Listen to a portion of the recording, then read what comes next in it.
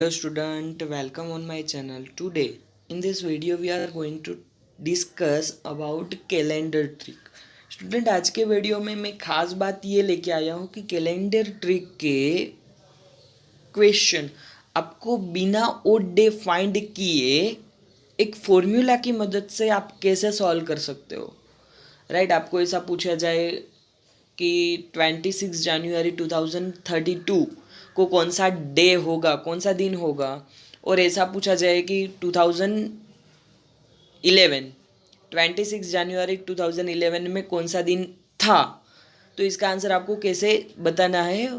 Formula की मदद से आपको ओडे बोडे कुछ नहीं निकालना है, बहुत ही आसानी तरीके से मैं आपके साथ शेयर करने वाला हूँ. और इस वीडियो में मैं आपके साथ सारे क्वेश्चन कैलेंडर ट्रिक के जैसे भी क्वेश्चन पूछे जाते हैं वो सारे क्वेश्चन शेयर करने वाला हूँ.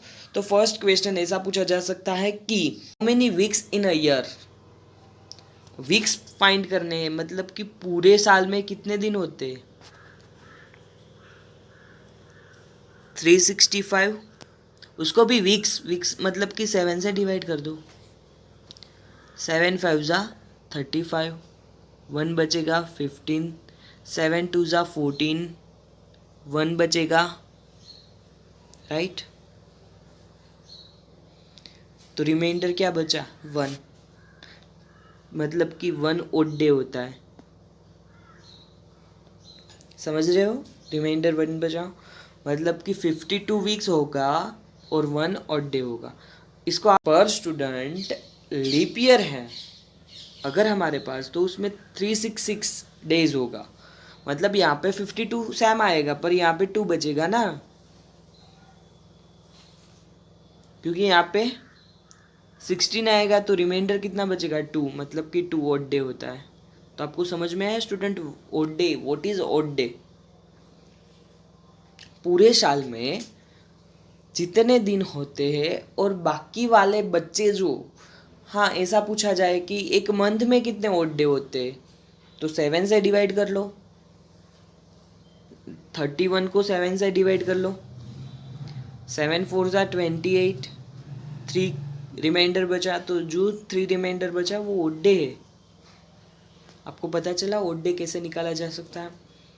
ओड डे के बारे में आपको ज़्यादा समझना है तो उसके रिगार्डिंग में और एक वीडियो बनाऊंगा, उसमें मैं आपको बताऊंगा कि ओड डे निकाल के आप कैसे कोई भी डेट पे कौन सा डे था वो निकाल सकते हो आप. राइट उसके बाद क्वेश्चन है when leap year comes which is the following year is leap year. Student when leap year comes, हमें पता है, आपको पता है या नहीं मुझे पता नहीं, पर एक साल है ना वो 365 डेज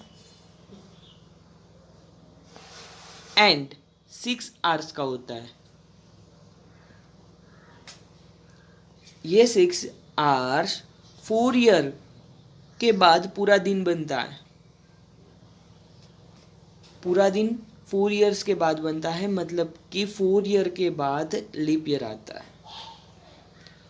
अब which is the following year is leap year, तो आपको पता है स्टूडेंट 4104, लास्ट 2 डिजिट देखो 4 से डिविजिबल है, हाँ तो ये लीप ईयर है.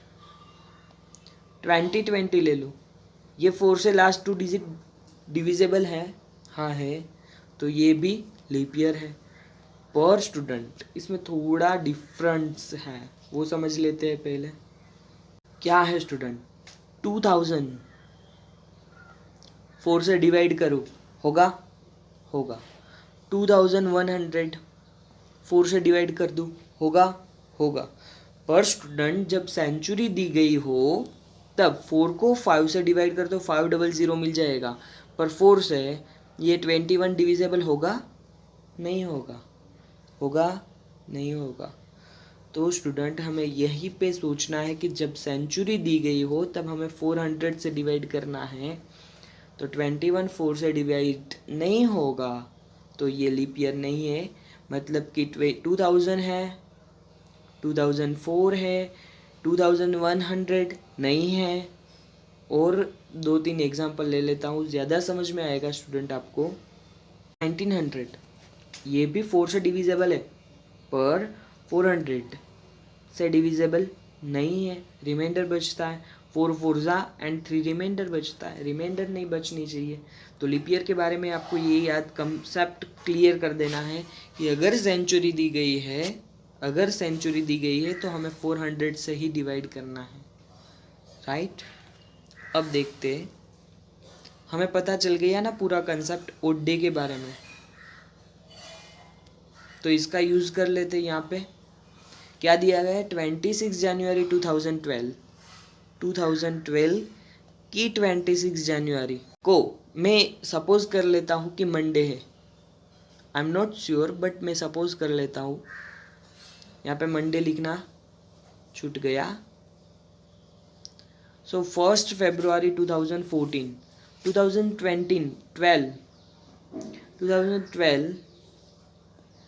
को 4 से डिवाइड कर लो, 4 3 होगा ना डिवाइड, लास्ट 2 डिजिट, मतलब कि ये लीप ईयर है और उसका जनवरी मंथ है, समझ गए। 2013 की 26 जनवरी को कौन सा दिन होगा, मुझे कोई बता सकता है? पॉज करके वीडियो कमेंट कर सकते हो। स्टूडेंट 2013 है ना, ये देखो लीप ईयर के पहला वाला मंथ है जनवरी, फरवरी अभी बाकी है इसमें आने वाला, तो 2 डेज बैक होगा, मतलब कि मंडे है तो वेडनेसडे होगा, क्योंकि उसमें 2 ओड डे होगा। इसमें 2012 में 2 ओड डेज हो गए। और 26 जनवरी 2014 को थर्सडे होगा, 14 को थर्सडे होगा। हमें निकालना है 1 फरवरी, तो मुझे 26 जनवरी तक का मिल गया। अब मुझे निकालना है 27 जनवरी, 28, 29। हमें कहाँ तक पूछना है, 30, 31 जनवरी में 31 भी होते हैं, एंड 1, मतलब कि यहाँ पे थर्सडे मिला मुझे 26 को, यहाँ पे क्या मिलेगा, फ्राइडे, यहाँ पे सैटरडे, यहाँ पे संडे, यहाँ पे Monday and Tuesday, Monday Tuesday and Wednesday, मतलब कि 1 फरवरी 2014 को वेडनेसडे होगा। समझ गए। आपको स्टूडेंट इसके रिगार्डिंग कोई भी क्वेरीज है आप मुझे बिल्कुल पूछ सकते हो। ऐसा ही दूसरा क्वेश्चन है 28 फरवरी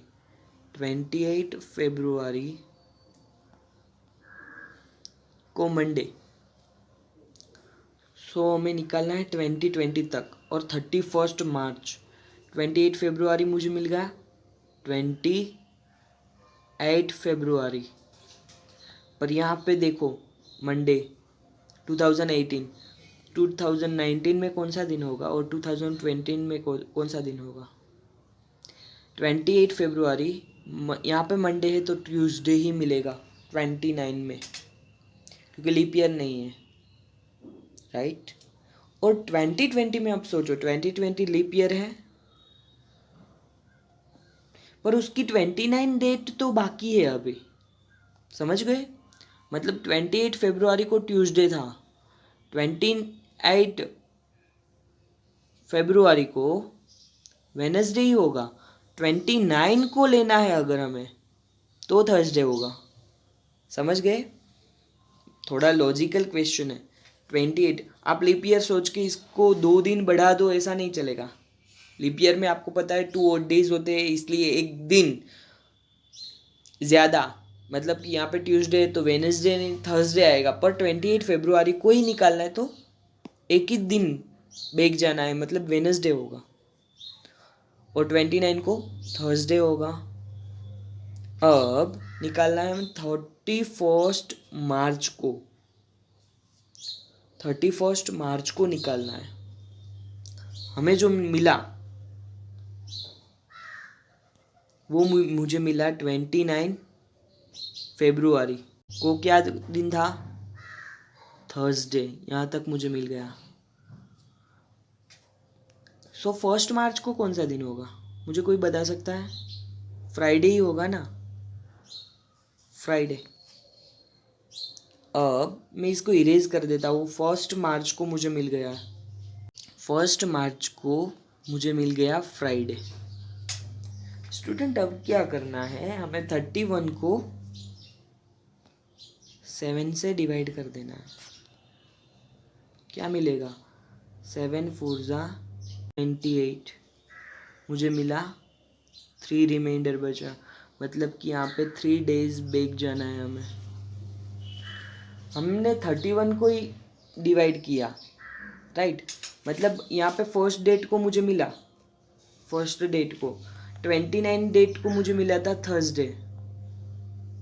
तो अब 31 को डिवाइड कर लो, कोई बात नहीं। 29 को मिला, अब 31 3 डेज बैक जाना है। तो यहाँ पे मुझे अगर थर्सडे मिला तो 3 डेज रिवर्ट जाना है, मतलब थर्सडे है ना, तो फ्राइडे सैटरडे एंड संडे, तो मुझे 31 को संडे मिल जाएगा। अगर मैंने 1 मार्च को फ्राइडे लिया, 1 मार्च को, और मुझे निकालना है 31, तो इसके बीच में डिफरेंस कितना रहेगा? 30 दिन का ही रहेगा। तो मुझे यहाँ पे 30 को 7 से डिवाइड करना पड़ेगा। 29 को मुझे मिल गया और 31 को मुझे निकालना है, तो वो कितने दिन बचे हैं? 31 ही बचे हैं। 31 को मुझे डिवाइड कर देना है 7 से, ईजी। अगर आपको 1 मार्च से निकालना है फ्राइडे, तो हमें 30 को ही 7 से डिवाइड करना पड़ेगा। तो मुझे आंसर इसमें क्या मिलेगा, कोई मुझे बता सकता है? संडे मिलेगा। कौन सा दिन मिलेगा? संडे। उसके बाद वाला क्वेश्चन ले लेते हैं, फॉर्मूला। यहाँ पे देखो, formula to know the day on any date. कौन सी फॉर्मूला है, आपको रिमेंबर करनी है। F is equal to K plus 13m minus 1 upon 5। 13m minus 1 upon 5, ये है ना 30m minus 1 and whole upon 5 है, 1 अपॉन 5 नहीं है।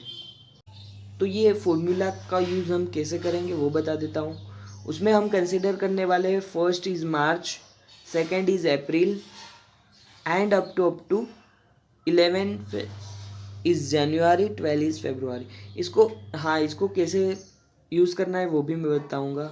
यहाँ पे देखो, 26 जून 1983, हम फॉर्मूला में 4 नंबर आते हैं, के एम सी एंड डी। यहाँ पे देखो, के एम डी एंड सी, मतलब हम ये इसको रिमेंबर करेंगे, के एम सी डी। तो कैसे निकाला जा सकता है? के इज 26, जो डेट दी गई है ना उसको हम के बोलेंगे।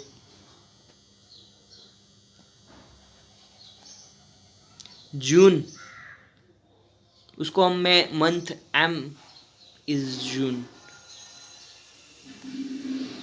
19 इज सी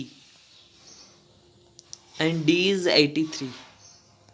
तो हमें एम जून निकालना है। अब यहाँ पे देखो, first is March, second is April, third is May, 4 is June. March, April, May and June, 4, मतलब एम इज इक्वल टू, मैं यहाँ पे कंसिडर करने वाला हूँ 4।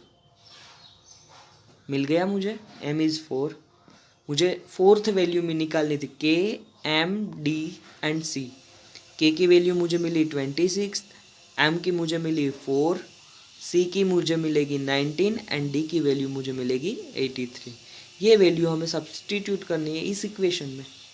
यहाँ पे ही कर देता हूँ। वैल्यू तो आपको निकालनी आ गई। यहाँ पे डेट दिया गया है उसको K, June is M, M is 4, C is 19 and D is 83। ये वैल्यू को अगर हम इक्वेशन में लगा दें तो हमें आंसर मिल जाएगा 26।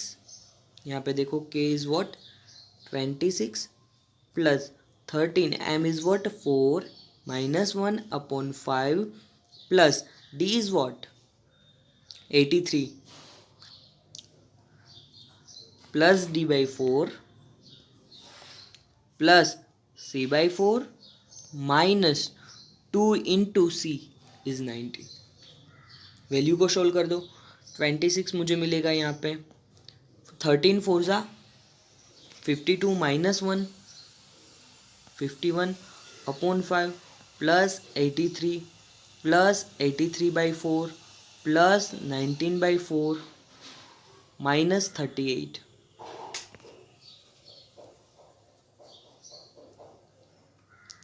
स्टूडेंट, मैं इसको यहाँ पे नेक्स्ट पेज पे सोल्व करता हूँ तो मुझे क्या मिलेगा 26 प्लस यहाँ पे देखो 51/5। तो हमें ये 5 10 ज़ा 50 तो 10 ही ले लेना है, डेसिमल में आंसर नहीं लेना है। यहाँ पे 83 है तो यहाँ पे 83 ले लो प्लस 83/4। 4 को 83 से डिवाइड कर दो, 4 20s 20 रख दो। 19/4, 4 4 ज़ा 16, 4 4 ज़ा 16 माइनस 38। सोल्व कर दो, क्या आएगा? मुझे कौन आंसर बताएगा कमेंट में पहले। 43 माइनस 38, 143 माइनस 38, क्या आंसर मिलेगा मुझे? 4 से डिवाइड करना है। यहाँ पे देखो ये निकाला, 104 को 4 है ये, उसको 7 से डिवाइड करना है। 7 1 ज़ा 7, 34, 7 5 ज़ा आएगा ना 35, तो मुझे यहाँ पे 7 4 ज़ा ही लेना है 28। रिमाइंडर बचता है 6 रिमाइंडर बचे मतलब कि सैटरडे, तो इसका आंसर मुझे डायरेक्टली मिल जाएगा। इसका आंसर इस सैटरडे। दूसरा एग्जांपल ले लेते हैं, ये थोड़ा इजी रहेगा अब आपको सोल्व करने में। के मुझे मिलेगा 4, एम मुझे मिलेगा फेब्रुआरी है तो क्या कंसीडर करना है 12, C is 20 and D is 32। So answer मुझे क्या, K plus 13m minus 1/5 plus D is what 32 plus 32/4 plus 20/4 minus 2 into C is 40। Solve कर दो, मैं नेक्स्ट पेज पे कर देता हूँ। 4 प्लस 13 इंटू 12 क्या होगा, 12 3 ज़ा 36, कैरी ओवर 3, 12 प्लस 3 इज 15, मतलब 155/5 प्लस 32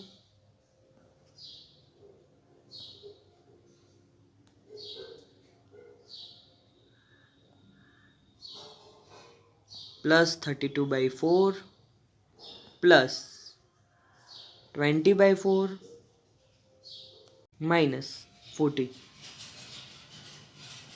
सोल्व कर दो। 4 ये 5 से डिवाइड हो जाएगा, 5 3 ज़ा 15, 1 प्लस 32 प्लस 8 प्लस 4 ये भी डिवाइड हो जाएगा, 5 माइनस 40। तो स्टूडेंट आप देख लो, 32 प्लस 8 इज़ 40 एंड 40 ये कैंसिल हो जाएगा, तो मुझे मिलेगा 31 प्लस 4 इज़ 35 प्लस 5 इज़ 40। तो इसको अब 7 से डिवाइड कर दो, 7 5 ज़ा 35, रिमाइंडर बचा 5, तो 5 है तो रिमाइंडर 5 है तो उसके लिए फ्राइडे, तो इसका आंसर मुझे मिल जाएगा फ्राइडे। तो स्टूडेंट आपको इसके रिगार्डिंग कोई भी क्वेरीज है आप मुझे बिल्कुल पूछ सकते हो, और ये इजी ट्रिक है जिसमें आप इक्वेशन की मदद से आप कैलेंडर के हर एक क्वेश्चन का आंसर दे सकते हो। Thank you for watching.